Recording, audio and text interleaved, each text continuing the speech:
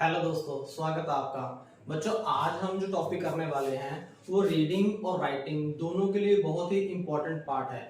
किसी भी राइटिंग को समझने के लिए कि राइटर क्या लिखना चाहता है, उसके लिए हमें पंचुएशन कराना बहुत ही जरूरी है, राइट। और अगर हम लिखना खुद किसी को कुछ लिख के समझाना चाहते हैं तो उसके लिए भी पंचुएशन का बहुत ही ज्यादा इंपॉर्टेंस ग्रामर में रहता है। तो आइए आज हम इस टॉपिक को बड़े ही ध्यान से करेंगे, जो आपकी राइटिंग और आपकी रीडिंग स्किल को बहुत ही अच्छे से निखेर देगा। इनका ज्ञान होना, इसकी नॉलेज होना आपको बहुत ही जरूरी है, क्योंकि जो पंचुएशन है ना, ये हमें भावना सिखाते हैं कि लिखने वाला किस भाव से हमें कुछ बताना चाहता है। क्लियर? तो सबसे पहले हम एज यूजुअल इसकी डेफिनेशन करते हैं कि ये होता क्या है। देखिए, punctuation is the system of symbols. ये एक सिंबल्स है, चिन्ह है।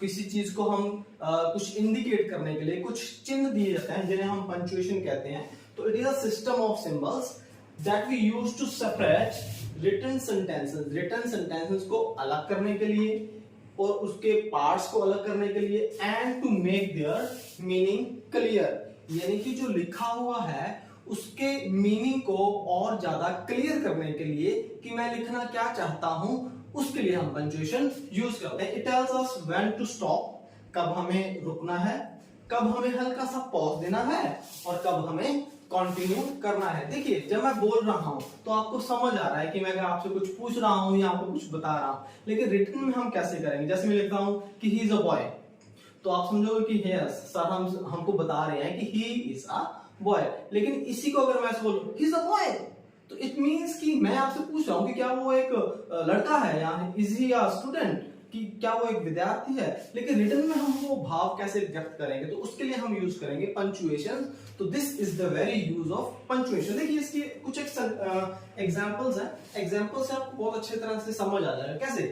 देखिए, इसमें एक सेंटेंस है, the tenant said the owner is very faithful. The tenant said the owner, मतलब कि ऑनर ने कहा the tenant is very faithful. अब इसमें फेथफुल कौन है? टीनेंट। आई रिपीट, द टीनेंट, देखिए इन्वर्टेड कॉमास में है, the tenant said the owner, ये ऑनर ने कहा, इज वेरी फेथफुल, इसमें कौन है? टीनेंट फेथफुल है। इसी सेंटेंस को अगर मैं सेम लिखता हूं, the tenant said the owner is very faithful, the tenant said the owner is very faithful. अब इसमें फेथफुल कौन हो गया? ऑनर, जबकि इसके जो सीक्वेंस है वो सारे के सारे सेम है, यू कैन सी। क्लियर? लेकिन सिर्फ ये इन्वर्टेड कोमा यहां लगने से और ये कोमा को हटा के यहां लगा देने से उसका पूरा का पूरा मतलब ही, उसका मीनिंग ही चेंज हो गया। तो ये एक पंचुएशन की पावर है कि वो किसी भी चीज को चेंज कर देता है। इसी तरह के एक दो सेंटेंसेस और हैं। देखिए, go slow men are at work. Go slow यानी कि आप धीरे चलिए, आगे काम चल रहा है। क्लियर? गो स्लो, यहां पे कॉमा आ गया, यानी कि हमें यहां तक रुकना है, उसके बाद आगे ये पढ़ना है। Go slow man are at work, धीरे चलिए, आगे काम चल रहा है। Go slow man are at work यानी कि चलिए, जो धीरे आदमी है, इसको यहां पे इसका अर्थ जो है आलसी भी हो सकता है। आलसी आदमी काम कर रहे हैं। क्लियर? तो इसका मीनिंग देखिए आप, कैसे इसका सिर्फ जो ये कोमा लगा देने से चेंज होगा। इसका एक थर्ड और भी है, बहुत ही बढ़िया इसका है, a woman without her man is nothing. A woman without her man. अब देखिए, एक जो स्त्री है वो बिना आदमी के कुछ भी नहीं। एक वुमन बिना आदमी के इज नथिंग, कौन नहीं है? वुमन नहीं है। अब इसी को चेंज कर दिया, देखिए, a woman without her man is nothing. अब इसका बिल्कुल ही अपोजिट मीन हो गया। देखिए, a woman without her man is nothing, यहाँ पे वुमन कुछ नहीं थी आदमी के, और यहाँ आदमी के बिना वुमन कुछ भी नहीं। हालांकि दोनों की जरूरत है समाज को, वुमेन की भी और मैन की। This is just an example. तो कैसे कहते हैं? देखिए, पूरी तरह से इसका मीनिंग चेंज हो गया, सिर्फ क्या कर देने से, ये कोमा यहां हटा देने से। तो इसलिए जो पंक्चुएशंस हैं, ये अपना रोल बहुत ही तरीके से प्ले करते हैं, जिससे कि हमें मीनिंग समझ में आ जाता है। देखिए, ये जो तीन एग्जांपल्स हैं, इनमें सिर्फ ये इन्वर्टेड कोमा या कोमा आगे पीछे कर देने से ही इनके जो मीनिंग है पूरी तरह से अपोजिट हो जाते हैं। तो इसलिए जब हम लिखते हैं तो हमें ये पंक्चुएशन बहुत ही ध्यान से यूज करने होते हैं। कहाँ हमने कोमा लगाना है, कहाँ फुल स्टॉप लगाना है, कहाँ क्वेश्चन मार्क लगाना है, और पढ़ते टाइम भी इसका बहुत ही यूज होता है। जब आप ड्राफ्टिंग करने लगेंगे तो आपको इन पंक्चुएशंस की बहुत ही ज्यादा जरूरत पड़ेगी। बड़े जाके जब आप हाई लेवल पे जाते हो, आप कोई लेटर लिखते हो, तो वहां पे आपको एक एक पंक्चुएशन बड़े ही ध्यान से, बड़े ही मींस आपकी फीलिंग के साथ आपको वहां पे शो करना पड़ता है। नॉवेल्स में बहुत इसकी यूज होता है। तो आई होप कि पंक्चुएशन होता क्या है ये आपको अच्छे से समझ आ गया। तो आगे बढ़ते हैं। पंक्चुएशन होते कितने हैं? देखिए, पंक्चुएशन फुल स्टॉप है, कोमा है, कॉलन है, सेमी कॉलन्स है, इन्वर्टेड कोमास है, कोटेशंस है, क्वेश्चन मार्क है, एक्सक्लेमेशन मार्क है, अपोस्ट्रोफी है।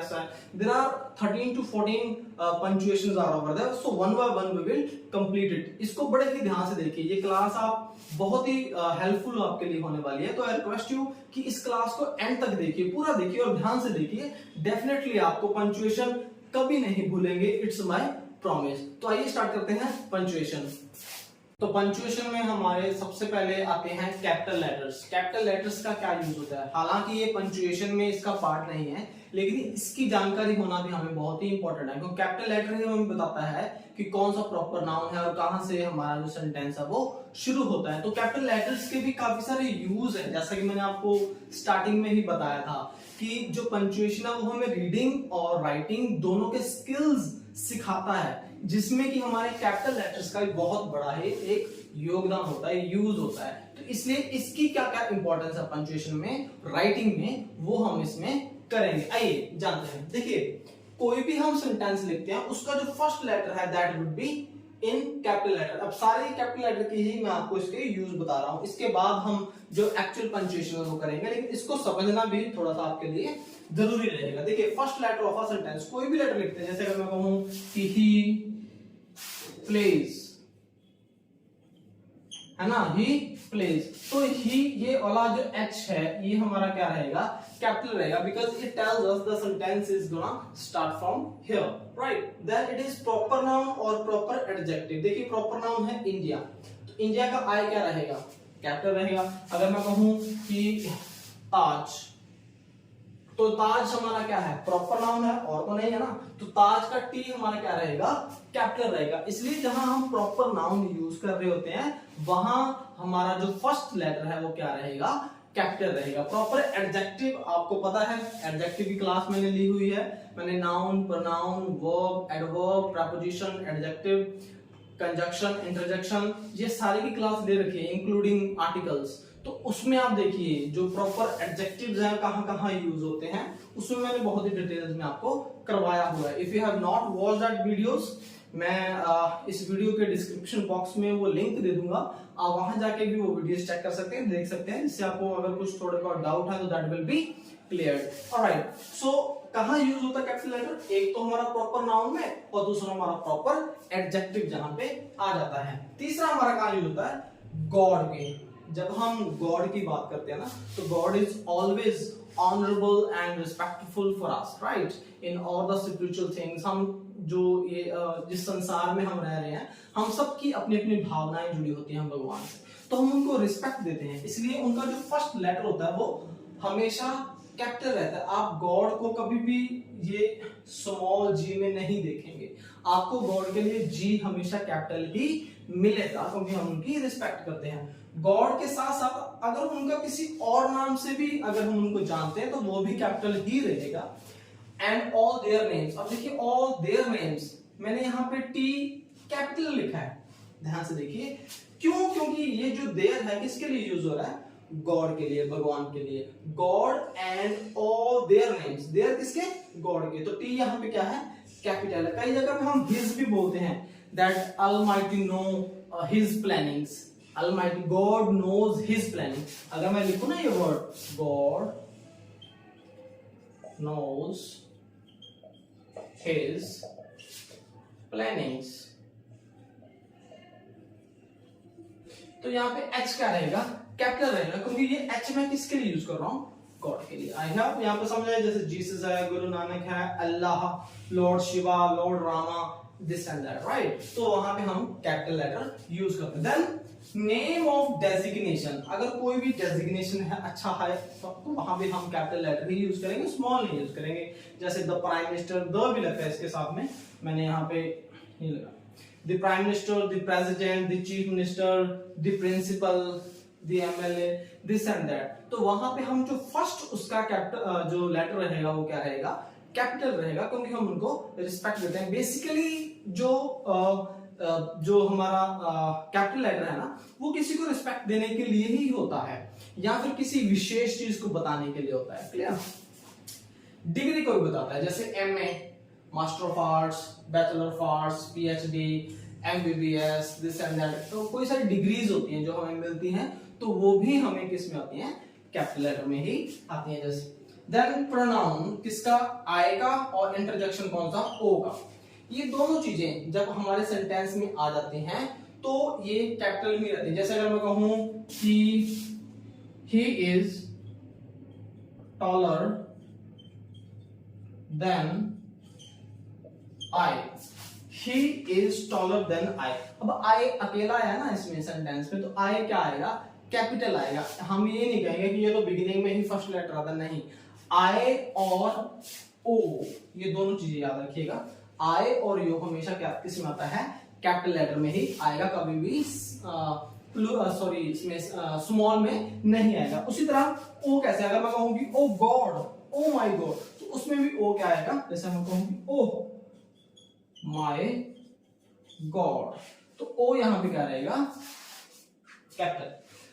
फिर आता है political parties and awards. Political parties है, जैसे अगर मैं कहूं कि बीजेपी, तो उसमें क्या रहेगा, कैपिटल में आएगा, क्योंकि इसकी एक एब्रिविएशन बन जाती है। जैसे कांग्रेस है, आम आदमी पार्टी है, और भी बहुत सारी पार्टीज है, you know very well. So first letter of that party will always remain in capital. और साथ साथ में अवार्ड्स है, जैसे पद्म विभूषण, परमवीर चक्र, परम शौर्य चक्र, और मतलब इस तरह के जो भी ऑनरेबल अवार्ड्स हैं, तो उसमें भी हम फर्स्ट लेटर क्या लगाएंगे, कैपिटल लगाएंगे। All the lines of English poem, ये पोएम नहीं है, इसका प्रोनाउंसिएशन होता है poem, mind it. All the lines of English poem, first letter उसका क्या रहेगा, कैपिटल रहेगा। आप कहीं भी जाके देख लीजिएगा, पोएम्स आप देखेंगे तो लाइन का फर्स्ट जो लेटर होगा ना, वो हमेशा आपको किसमें मिलेगा, कैपिटल में ही मिलेगा। और हेडिंग भी आपकी कैपिटल में रहेगी। अगर किसी लेसन का नाम है, आप अपनी बुक्स में जाके देखिए, किसी भी लेसन का नेम है, अगर यहां पे लिखना the lost child, the lost child, तो यहां पे क्या रहेगा, ये फर्स्ट लेटर हमेशा क्या रहेंगे, कैपिटल में रहेंगे। आप अपने पॉइंट में भी देखिए, लेसन में भी देखिए, ये बहुत जरूरी है। देन इन्वर्टेड कॉमास में जो भी चीज आ जाती है वो हमेशा कैपिटल में, जैसे he said he is going outside, जैसे he said I am going outside, तो he उसमें क्या रहेगा, कैपिटल रहेगा।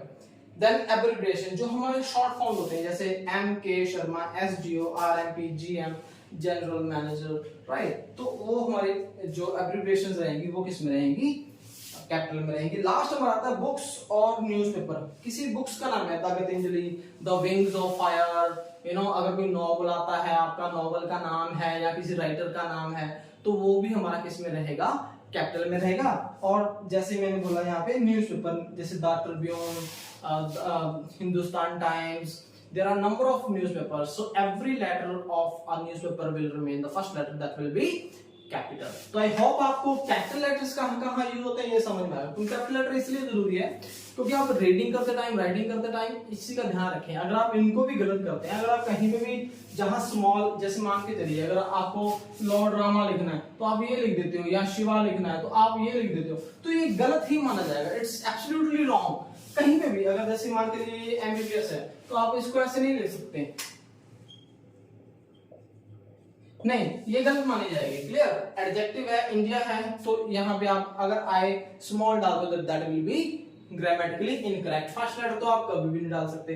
तो इस तरह से आपको ये सारी चीजें ध्यान रखनी है, स्मॉल और कैपिटल की। अब हम स्टार्ट करते हैं मेन पार्ट जो हमारा इस वीडियो का है, वो है हमारा पंक्चुएशन। अब हम करते हैं, तो सबसे पहले हमारा आता है फुल स्टॉप। देखिए जो इंग्लिश हम लैंग्वेज लिखते हैं तो उसमें कोई भी सेंटेंस जब ओवर होता है, खत्म होता है, तो लास्ट में तीन पंचुएशन ही यूज होते हैं। वो तीन पंचुएशन कौन से हैं? या तो आपको फुल स्टॉप मिलेगा, या क्वेश्चन मार्क, या फिर एक्सक्लेमेशन मार्क। इन तीनों पंचुएशंस के अलावा कोई भी और आपको पंचुएशन नहीं मिलेगा सेंटेंस ओवर होते टाइम, ठीक है। तो सबसे पहले हम बात करते हैं फुल स्टॉप की। फुल स्टॉप कहां हम यूज करते हैं? देखिए, फुल स्टॉप जब हमारा सेंटेंस ओवर होता है तब तो हम यूज करते हैं। इसके अलावा हम कहां करते हैं? देखिए, जब हम किसी को कोई कमांड दे रहे हो, जब हम किसी को कोई कमांड दे रहे हो, या फिर कोई स्टेटमेंट दे रहे हो, जैसे he is a boy, he is a student, we are going to Delhi, तो ये एक स्टेटमेंट है, राइट। तो स्टेटमेंट जहां पे यूज करते हैं वहां पे हम स्टॉप लगाएंगे। देन इनडायरेक्ट क्वेश्चन, देखिए अगर हम किसी कोई क्वेश्चन ही पूछ रहे होते हैं ना, तब भी लास्ट में फुल स्टॉप आ सकता है। ऐसा नहीं कि हर बार क्वेश्चन मार्क ही आएगा। क्लियर? कैसे आएगा? देखिए, पहले कमांड को समझते हैं। Do not open the gate, आप दरवाजा मत खोलिए, it's a kind of command. Even we will take full stop at the end, right. Then next, he asked me where I was, उसने मुझसे पूछा कि मैं कहां था। तो इसमें भी एक इनडायरेक्ट क्या है? क्वेश्चन है, वहां पे हम फुल स्टॉप ही यूज करेंगे। अगर वेयर लग गया तो इसका मतलब ये नहीं कि हम क्वेश्चन पूछेंगे। क्वेश्चन मार्क हम तब लगाएंगे जब हम डायरेक्ट क्वेश्चन पूछेंगे। इनडायरेक्ट क्वेश्चन में हम फुल स्टॉप ही यूज करेंगे। तो एक यूज इसका ये होगा। दूसरा यूज इसका है एब्रिविएशन का। जब हम किसी कोई जो जैसे हम शॉर्ट फॉर्म लिखते हैं ना, तो शॉर्ट फॉर्म के बीच में जो अल्फाबेट्स होते हैं उनके बीच में हम फुल स्टॉप लगाएंगे, ये डॉट लगाएंगे, इसको यहाँ पे डॉट बोलते हैं। जैसे MLA, MLA की फुल फॉर्म क्या होती है? Member of legislative assembly. लेकिन हम बीच में यहाँ पे फुल स्टॉप यूज, SDO है, GM है, जनरल मैनेजर, MBBS है, FIR, USA, PM, CM, MC, whatsoever, right. हम हर जगह वहां पे क्या यूज करते हैं? फुल स्टॉप यूज करते हैं। और कई बार हम जैसे किसी को कुछ संबोधित करते हैं ना, जैसे हम मिस्टर लगाते हैं या हम मिसेज लगाते हैं, तो वहां पे भी हम ये डॉट का यूज करते हैं। क्लियर? एब्रिविएशन वहां पे भी यूज होता है। या फिर हम किसी को कोई उपाधि देते हैं, शॉर्ट में बोलते हैं, जैसे डॉक्टर को हम ये लिखते हैं, डॉक्टर को आपने देखा होगा ये, और प्लस में ये डॉट लगाते हैं। तो इससे अंडरस्टूड हो जाता है कि हम किसकी बात कर रहे हैं, डॉक्टर की, मिस्टर की। मिस्टर हमने लिखना हो तो हम ऐसे, मिसेज हमने लिखना हो तो हम ऐसे लिख देंगे। तो ये जो यूज है हमारा डॉट फुल स्टॉप का, यहाँ पे यूज होता है। होप कि आप फुल स्टॉप का यूज समझ गए, इसके अलावा और कोई यूज नहीं है। देन हमारा आता है सेकंड नंबर पे कोमा। इसका बहुत ही यूज है। इसको हिंदी में बोलते हैं अल्प विराम। जैसे हम इसमें तो फुल विराम देते हैं ना, इसको बोलते हैं हिंदी में पूर्ण विराम। इसको बोलते हैं हिंदी में पूर्ण विराम, यानी कि पूरी तरह से विराम देना, रुकना, रुक। जैसे मैंने आपको स्टार्टिंग में क्या बताया था कि ये जो यूज होता है, जो पंक्चुएशन यूज होते हैं, ये हमें ये बताता है कहां हमने रुकना है, स्टॉप करना है, कहां कितना स्टॉप करना है, कहां हमने कंटिन्यू करना है। क्लियर? तो जो ये हमारा फुल स्टॉप है, ये पूर्ण विराम है, पूरी तरह से रुक जाना है। लेकिन कोमा जो ये अल्प विराम है, थोड़ा सा रुकना है आपने। अगर आप फुल स्टॉप पे 1 सेकंड के लिए रुक रहे हैं ना, तो अल्प में आपको कितना रुकना पड़ेगा? आधा सेकंड। क्लियर? तो ये अल्प विराम है, इससे आधा, बिल्कुल आधा रुकना। जैसे कि इसके अलावा और क्या क्या यूज है इसके?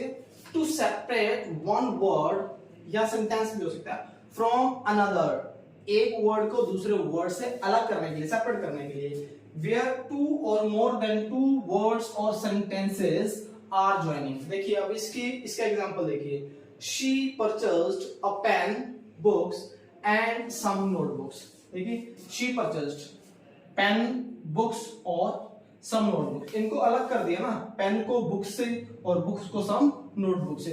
अब एक चीज का ध्यान रखना, कई ग्रामर्स में होता है एंड से पहले भी यहाँ पे कोमा लगा देते हैं। देखिए ज्यादातर नहीं लगता। देखिए लैंग्वेज है तो थोड़ा बहुत इफ एंड बट ब्रिटिश और उसमें चलते रहते हैं, लेकिन ज्यादातर यहाँ पे नहीं आता, क्योंकि एंड जो है लग जाने से इससे पहले कोमा नहीं लगना चाहिए।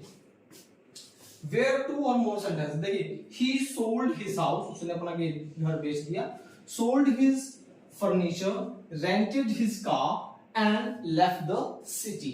उसने अपना घर बेच दिया, फर्नीचर भी बेच दिया, कार को रेंट पे दे दिया और शहर छोड़ के निकल गया। यानी कि एक ही लाइन में एक ही सेंटेंस को कोमा लगा के उसने पूरी की पूरी एक सेंटेंस में काम कर दिया। यानी कि कोमा से अगर हम कहें तो प्रिसाइज कर सकते हैं उसको, किसी भी चीज को छोटा करके लिख सकते हैं। अगर हमारे पास कोमा पंक्चुएशन ना हो तो हमारी लाइन बहुत बड़ी हो जाएंगी, है ना। इस लाइन को बोलने के लिए हमें 4 सेंटेंस बनाने पड़ते, 4 सेंटेंस होने चाहिए, तो सुनने में भी वो अच्छा ना लगता, ना ही सुनने वाले के पास टाइम है ना ही कहने वाले के पास। इसलिए जो कोमा है इसका बहुत ही यूज होता है। क्लियर? तो आई होप यहां तक इसका आप यूज समझ गए। नेक्स्ट इसका यूज क्या है? To show the separation in noun, phrase and apostrophe. देखिए कैसे होता है, देखिए doctor APJ Abdul Kalam the greatest scientist is now famous in the world. देखिए एपीजे अब्दुल कलाम, यहाँ पे नाम आ गया, अब उसको थोड़ा सा संबोधित किया, ये वाली पूरी की पूरी लाइन ही अलग है। APJ Abdul Kalam is now famous in the world, बोलना तो उसने ये था, लेकिन द ग्रेटेस्ट साइंटिस्ट, अब साथ में उनके ये भी बता दिया कि वो एक ग्रेट साइंटिस्ट थे। APJ Abdul Kalam the greatest scientist, यहाँ पे लगा कोमा, यहाँ पे लगा कोमा, और उसको पूरी तरह से कर दिया। तो इसलिए यहाँ पे हमें नाउन या फ्रेज का यूज करना हो तो वहां पे हम कोमा यूज करते हैं। Then separate reported speech from reporting verb. देखिए he said to me I will come on Monday, अब यहाँ पे कोमा लग गया, ये हमारी क्या है? रिपोर्टेड स्पीच, ये हमारी क्या है? Reporting speech. तो इसको अलग करके हम कोमा से यूज कर सकते हैं। सैल्यूशन और सब्सक्रिप्शन आपको पता है, माय डियर फादर के बाद हम जब हम लेटर लिखते हैं तो हम कोमा लगाते हैं, है ना। उसके बाद एड्रेस, जैसे हम किसी का कुछ एड्रेस लिख रहे हो तो हम क्या लिखते हैं? हाउस नंबर दिस, यहाँ पे कोमा लगाते हैं। Near Shiv Mandir, ISKCON temple, you know, sector 22, then comma, then शहर का नाम, तो वहां पे भी हम कोमा का यूज करते हैं। योर सिंसियरली, नीचे हम लिखते हैं ना, जब हम कोई लेटर लिखते हैं नीचे हम उसका सैल्यूशन लिखते हैं, तो उसके बाद भी कोमा का यूज होता है। लास्ट में हमारा एडवर्ब, जब हम कहीं पे कोई एडवर्ब यूज करते हैं तो वहां पे भी हम कोमा का यूज करते हैं। कैसे? जैसे bravely the soldier saved the people, bravely the soldier saved them. अब ब्रेवरली मतलब ब्रेव क्या होता है? हमारा नाउन है, लेकिन एल वाई लग गया। जैसे मैंने आपको एडवर्ब की क्लास में बताया था, वो वाली क्लास भी आप जरूर देखिएगा, उसमें आपकी एडवर्ब अच्छे से क्लियर हो जाएंगी। तो एडवर्ब ब्रेव का क्या बन जाएगा? Bravely the soldier saved them. अब फॉर्चुनेट का क्या बन गया? Fortunately, fortunately we were outside. तो ये सारे कहाँ यूज होते हैं? आई थिंक फुल स्टॉप और कोमा आपको अच्छे से समझ में आ गया। क्लियर? तो नेक्स्ट हम करते हैं इसका पंक्चुएशन का पार्ट। तो नेक्स्ट आता हमारा क्वेश्चन मार्क। क्वेश्चन मार्क को हम हिंदी में बोलते हैं प्रश्नवाचक। जब हम किसी से कोई क्वेश्चन पूछते हैं, लेकिन वो डायरेक्ट क्वेश्चन होना चाहिए, जैसा कि हमने पीछे फुल स्टॉप में किया था, और मैंने आपको उसमें बताया था कि जब हम इनडायरेक्ट क्वेश्चन पूछते हैं, लेकिन क्वेश्चन मार्क कहाँ पे आता है? जहां पे हम डायरेक्ट क्वेश्चन पूछते हैं। मैंने आपको बताया था स्टार्टिंग में कि 3 ही पंक्चुएशन ऐसे हैं जहां पे सेंटेंस हमारा खत्म होता है, पहला full stop, then question mark और एक एक्सक्लेमेशन। तो हम ये दोनों करने वाले हैं, क्वेश्चन मार्क भी और एक्सक्लेमेशन भी। फुल स्टॉप हमने कर लिया। तो क्वेश्चन मार्क कहाँ यूज होता है समझते हैं। देखिए, टू आस्क डायरेक्ट क्वेश्चन, जब हम किसी से डायरेक्ट क्वेश्चन ही पूछ रहे हैं, जब पता हो कि हम किसी से डायरेक्ट क्वेश्चन पूछ, जैसे हाउ आर यू, कैसे हो आप, how are you feeling now, कैसा फील कर रहे हो आप, तो ये डायरेक्ट क्वेश्चन है, इसमें कोई इफ एंड बट नहीं है, वो डायरेक्ट पूछ रहे हैं, तो क्वेश्चन मार्क यहाँ पे आएगा। Then interrogative sentences, interrogative sentences वो होते हैं जहां पे हम किसी को इंटेरोगेट करते हैं हेल्पिंग वर्ब से। जब मैंने आपको टेंस करवाए थे, उसमें मैंने आपको हेल्पिंग वर्ब्स करवाई हुई अच्छे से, आप देखिएगा। तो do you sing a song, क्या आप गाना गाते हैं? आर यू गोइंग, क्या आप जा रहे हैं? तो where we use helping verb to ask question, to interrogate, किसी भी तरह से जब हम इंटेरोगेट करते हैं, सिर्फ हेल्पिंग वर्ब से ही इंटेरोगेट नहीं किया जा सकता, there are number of things to interrogate. So especially when the sentence is interrogative, the time you will use question mark at the end. Then WH family, WH family आप सबको पता है, ये वाली what, where, why, which, whom, whose और how, तो these all are the WH family। जब हम ये यूज करते, जैसे हम पूछे कि what is your name, which is your city, who is your best player, and then which city do you belong, तो ये सारे जब हम WH का यूज करते हैं ना, और किसी से को क्वेश्चन पूछते हैं, तो एंड में क्वेश्चन मार्क ही आएगा। देन अनसर्टेनिटी मींस, अनसर्टेनिटी होता है जब हम मतलब श्योर ना हो, सर्टेनिटी होता है श्योर होना, और अनसर्टेनिटी होना है जब हम किसी के प्रति श्योर ना हो। यानी कि हम डाउटफुल हों, डाउटफुल इन सेंटेंस भी बोल सकते हैं। जैसे अगर मैं कहूं गांधी जी डाइड इन 1948, तो मेरे बोलने का लहजा वो वाला है, गांधी जी डाइड इन 1948, यानी कि मैं डाउटफुल हूं। देन टी विल गो, चाय चलेगी, तो इसमें व्हाट, वेयर, whom ऐसा कुछ भी नहीं है, लेकिन डायरेक्ट मैं क्वेश्चन पूछ रहा हूं और मेरे बोलने का, मेरे पूछने का लहजा जो है वो एक क्वेश्चन टाइप है, right. Then you finished your walk, you finished your walk, तो it means I am asking something, right? Either there are a direct question or indirect, does not matter at all, but the way I am asking, that it represents that I am asking something.